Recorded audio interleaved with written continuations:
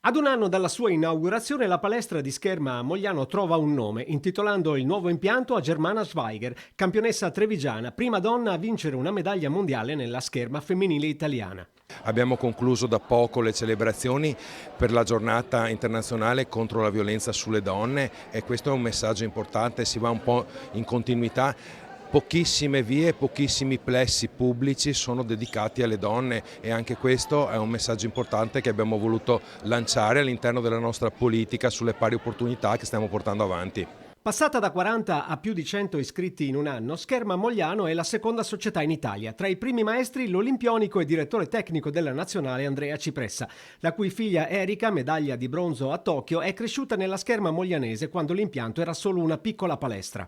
Si comincia anche dal poco nella scherma, però offrire oggi la possibilità di allenarsi, di fare sport in un ambiente così attrezzato, così sano, così ampio è una cosa importante e sicuramente è una cosa che ci riempie di soddisfazione.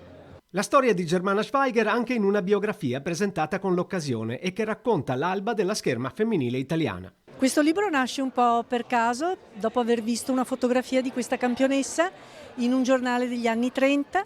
Mi ha molto incuriosito questa fotografia perché parlava di una campionessa di Treviso, un nome che era conosciuto solo ai pochi appassionati di storia della scherma. Quindi l'idea è stata quella di andare a riscoprire la sua storia, che si è poi dimostrata una storia molto affascinante di una donna che è stata la prima a vincere una medaglia mondiale nella scherma femminile italiana.